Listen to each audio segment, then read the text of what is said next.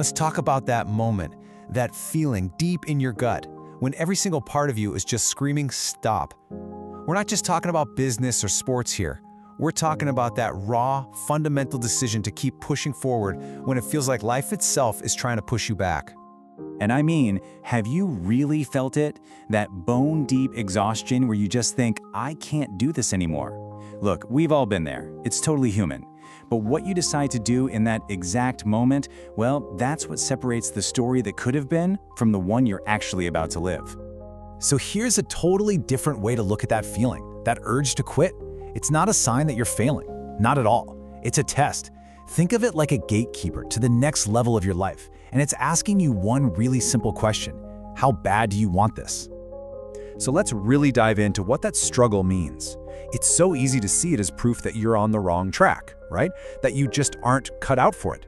But what if we've got it all wrong? What if your struggle isn't the obstacle? What if it's the training ground? Just think about it for a second. Nobody just shows up as a champion. Every single person you look up to started out exactly where you might be right now, invisible to the world, doubted by others, and feeling stuck. The only difference is they refuse to stay that way. That's not some rare exception. That's the rule for every great story.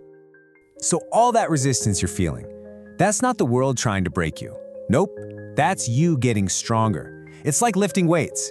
That burn is what builds the muscle you're gonna need for whatever's coming next.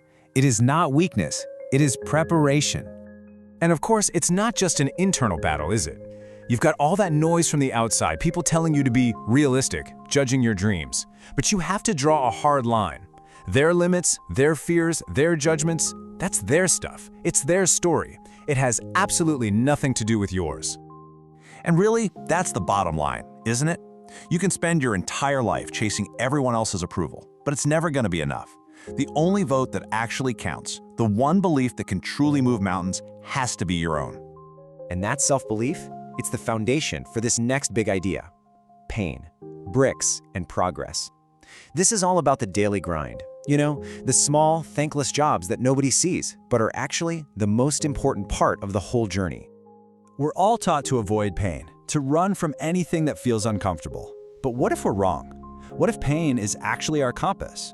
What if it's the very thing telling us we're pushing our boundaries, that we're actually growing? Pain isn't a stop sign, it's a sign that you're on the move. And think about what this looks like day to day. Every single one of those efforts, waking up before the sun, putting in that extra hour when everyone else is done, giving up something small for your big goal, each one is like laying a single brick. By itself, it seems tiny, insignificant, but you just keep laying them day after day.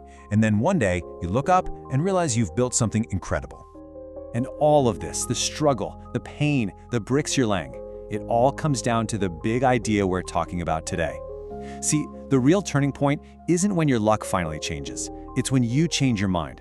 Success isn't something that happens to you. It's a decision you make. Let's just tear down one of the biggest myths right now. We see someone's success and we imagine it just happened.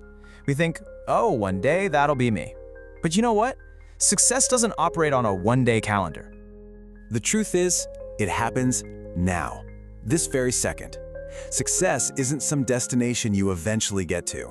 It's a choice you make right now about who you are and how you're going to show up from this moment forward. This is what that decision sounds like. It's a declaration.